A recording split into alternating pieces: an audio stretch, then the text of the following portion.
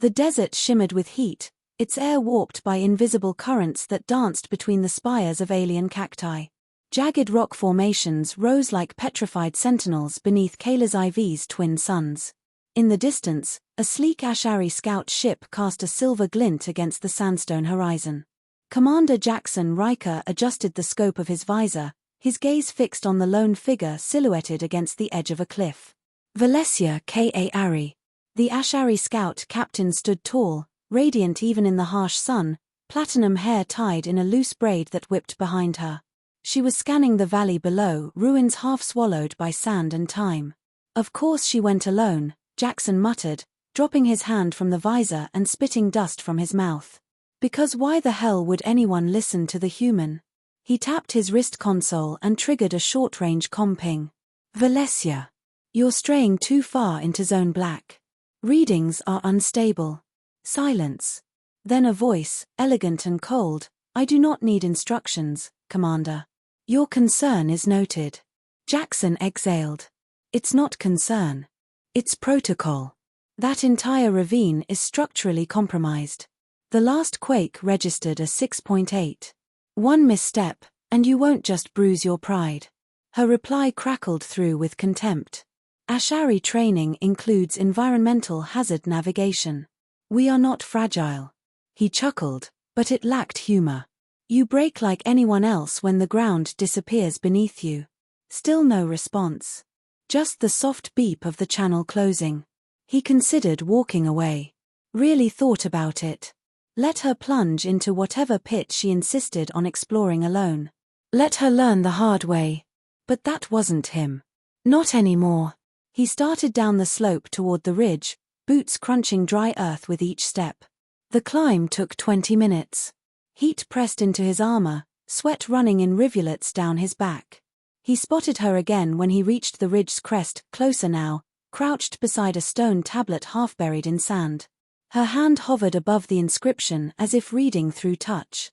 "You do know these ruins were quarantined for a reason," he said as he approached. She rose slowly, spine straight, shoulders square. "That reason was fear. Yours." "No, that reason was because the last guy who touched one of those stones got vaporized by a defense drone." Her eyes narrowed. "Human machines fail. Ashari intuition does not. Then maybe your intuition can explain why there are microfissures running under this whole sector. One shift, and the ground won't care how intuitive you are." She turned away, dismissing him like a breeze. "I have my mission. And I have mine," he said, stepping in front of her.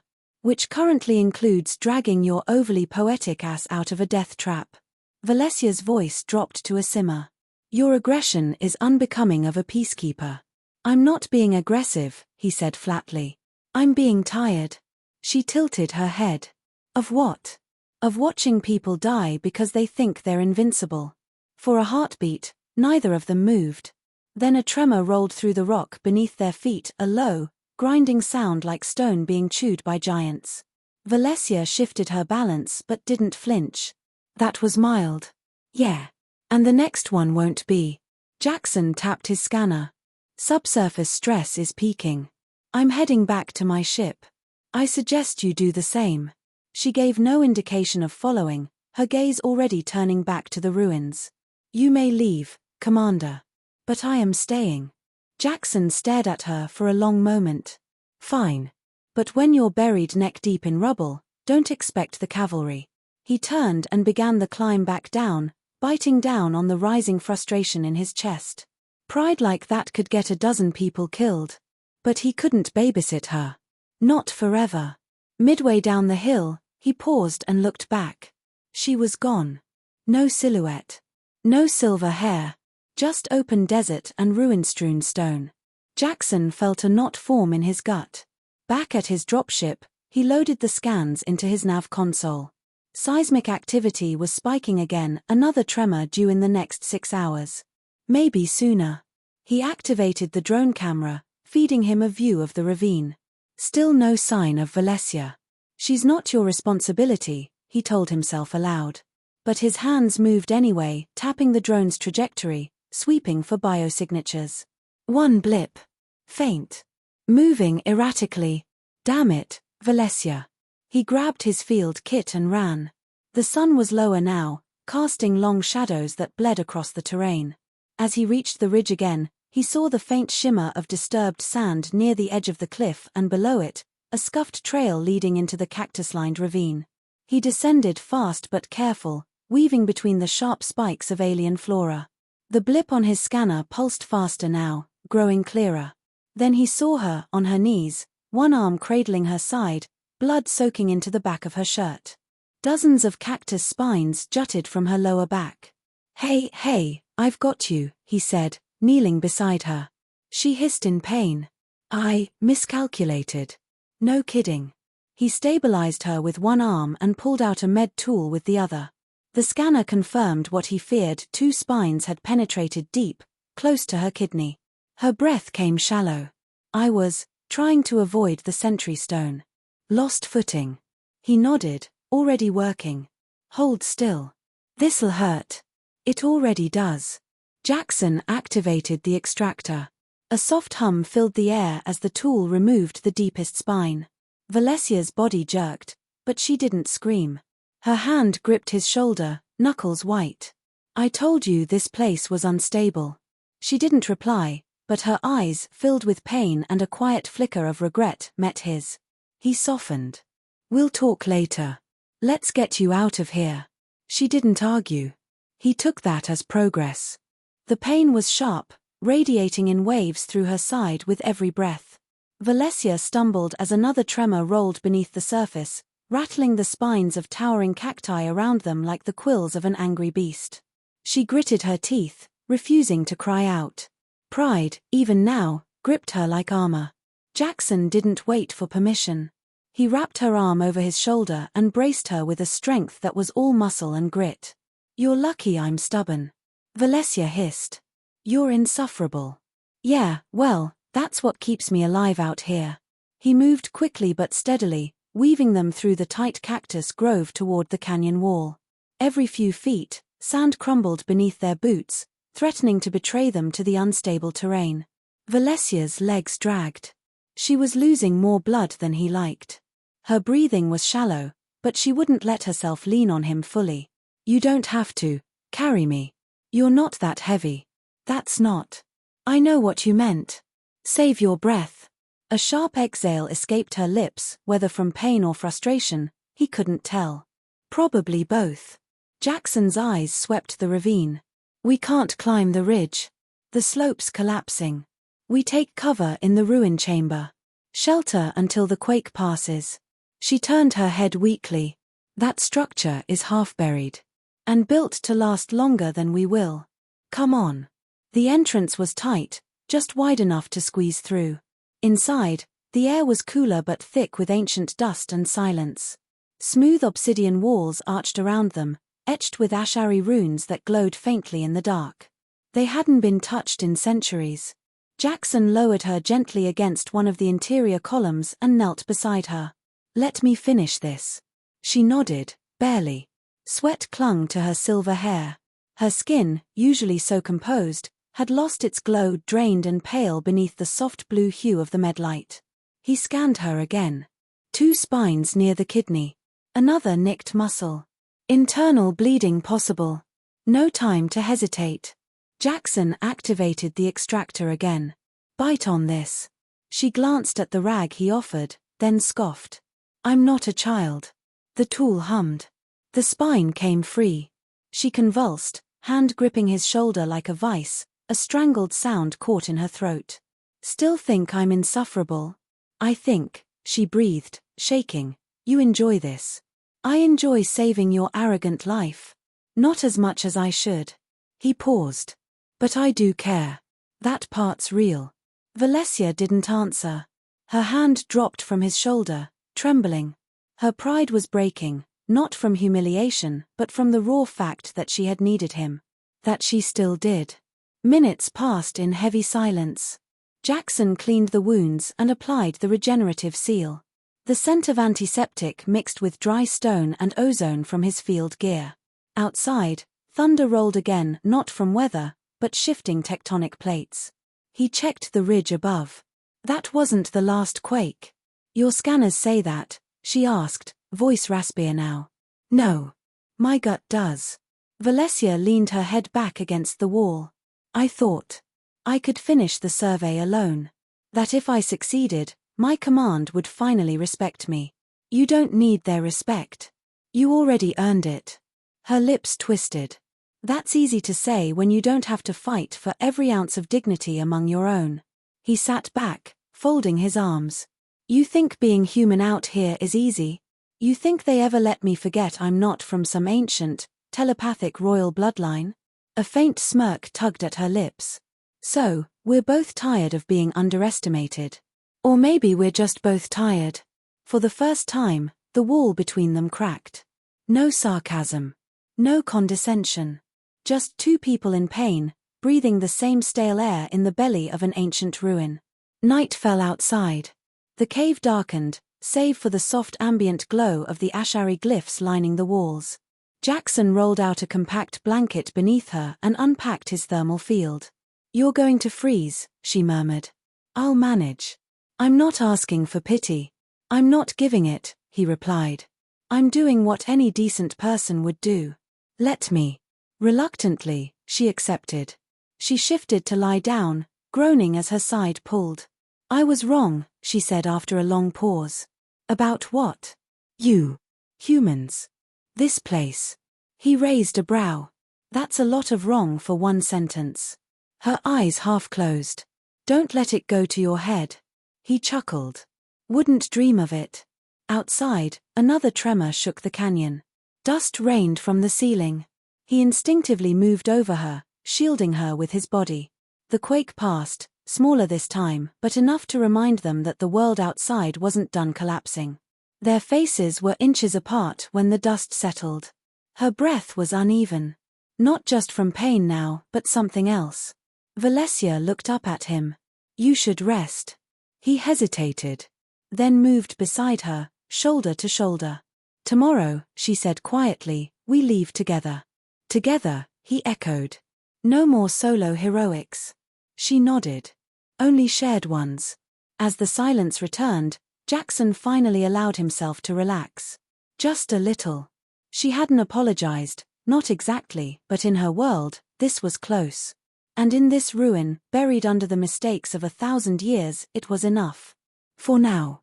The air inside the ancient ruin grew stifling as the sandstorm outside raged against the walls like an angry tide. Wind howled through fractured stone vents, a low moaning that seemed to come from the ruins themselves. The glyphs along the walls pulsed softly, casting a faint indigo glow over their makeshift shelter. Jackson sat with his back against the cold wall, arms crossed loosely over his chest, eyes scanning the entrance. He wasn't expecting trouble tonight, but after Kaelis-IV, he never assumed safety. Beside him, Velessya shifted on the blanket he'd laid out, grimacing as the wound along her side pulled again. You're not sleeping, he said without looking. I'm calculating. He arched a brow. What, your odds of surviving another mistake? She glanced at him, unimpressed. No. I'm calculating when the next tremor might hit. Jackson exhaled a quiet chuckle. For someone with a punctured side, you're remarkably stubborn. It's a trait we share, apparently. He turned toward her now, shadows softening his features. I didn't stay to say I told you so. I stayed because, well, you looked like you'd prefer me pulling cactus spines out of your back over dying alone in a ditch. She smiled faintly, then looked away. My people are taught that needing help is a weakness. Especially from outsiders. And what do you think? She hesitated.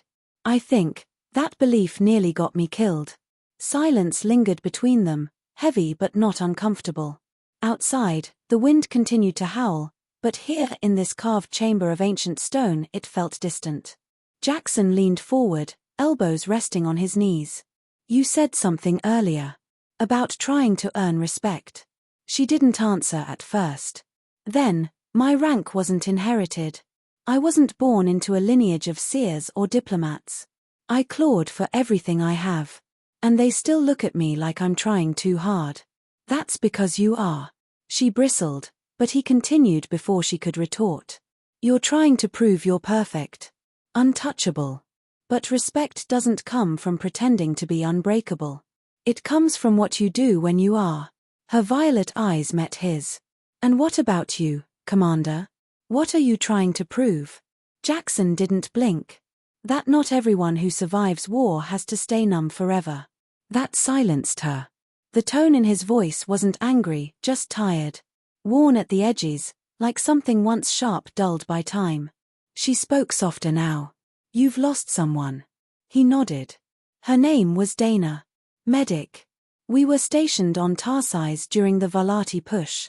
She bled out in a field hospital while I was still clearing the perimeter. Velessya didn't interrupt. I never got to say goodbye. Since then, I've been keeping people alive like it makes up for it.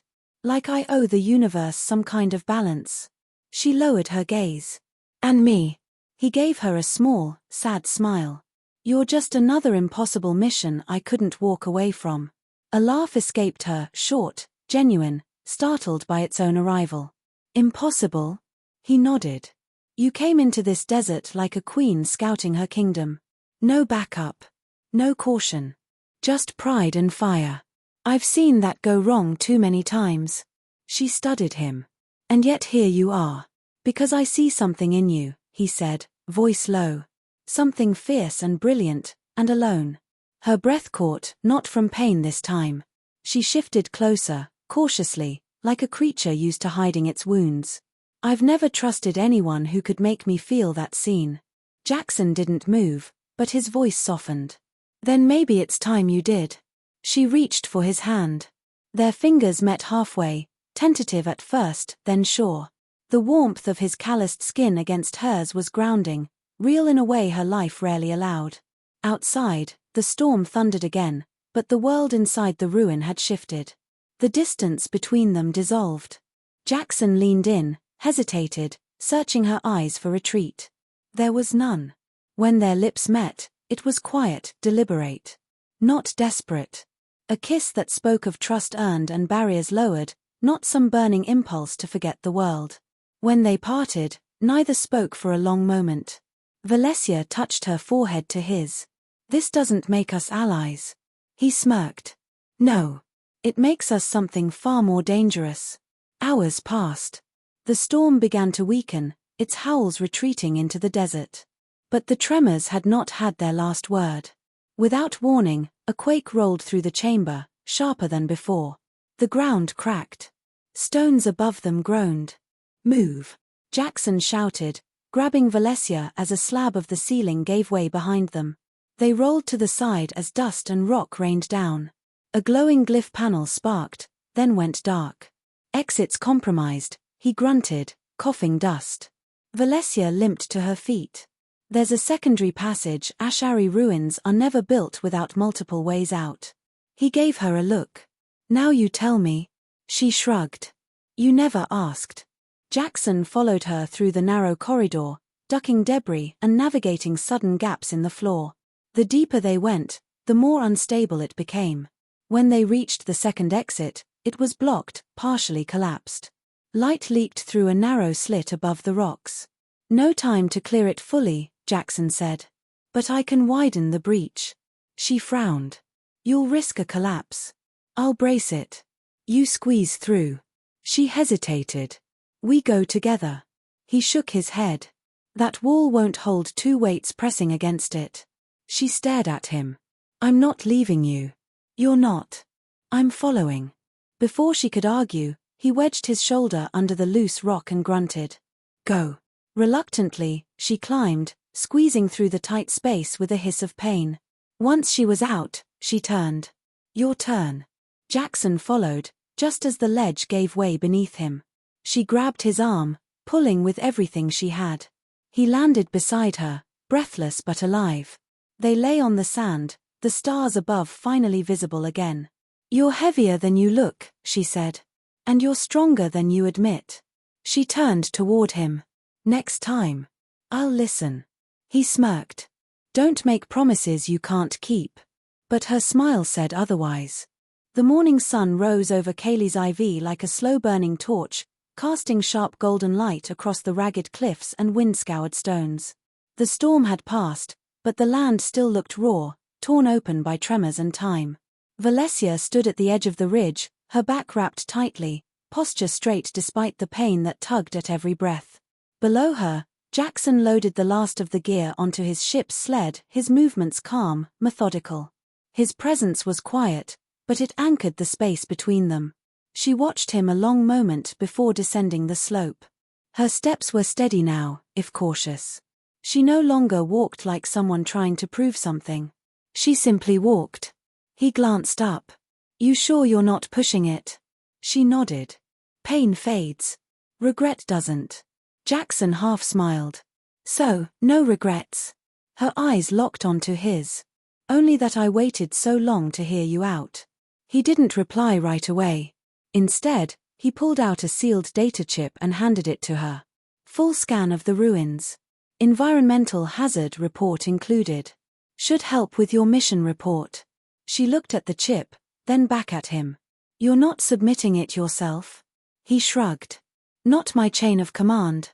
Besides, your crew's more likely to believe it coming from you." A pause. "And if they ask how I got the scans," she asked, "tell them you were assisted by an annoying human who wouldn't shut up and ruined your solo mission." That coaxed a smile. "They'll believe that part." He turned back to the sled, tightening straps. "So what happens now?" "I return to the main Ashari outpost. Deliver my findings. Face the questions. And after that?" She didn't answer right away. "Then, I don't know." He met her gaze again, this time more serious. "You don't have to disappear behind protocol and tradition. You don't have to vanish back into your world like none of this happened." Her throat tightened.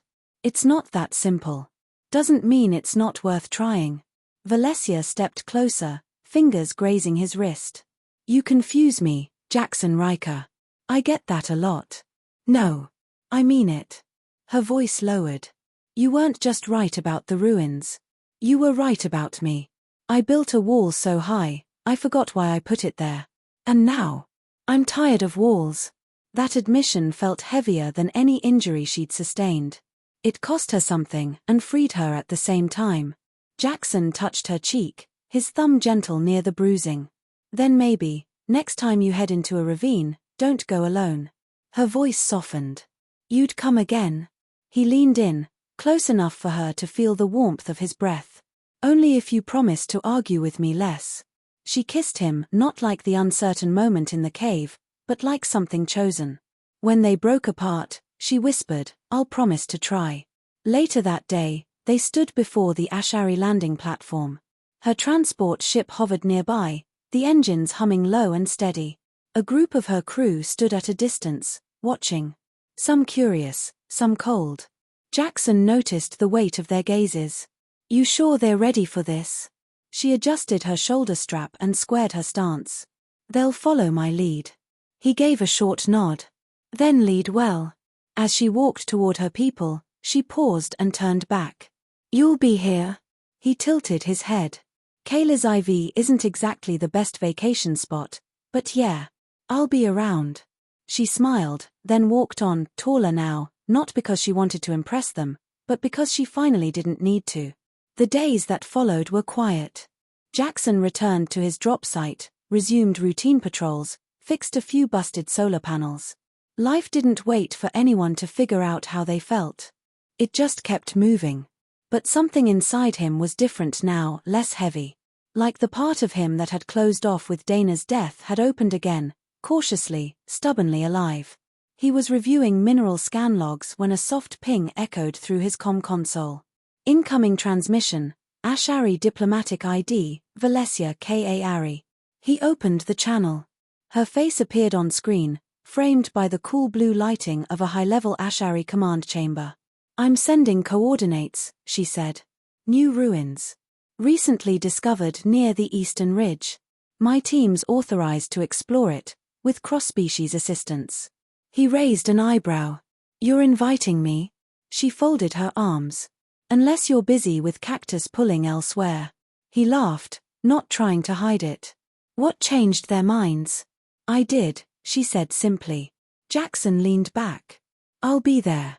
She hesitated, just a second. "Bring that field kit of yours." I might fall again. I'll catch you. The screen went dark. That evening, as the sun dipped behind the red cliffs and stars scattered across the sky, Jackson stood alone on the ridge. The wind was soft now, the earth quiet beneath his boots. She had refused his advice. She had paid the price. But in doing so, she'd gained something neither of them expected. And so had he. Not a victory. Not a trophy. But a partner. And maybe, just maybe, a future.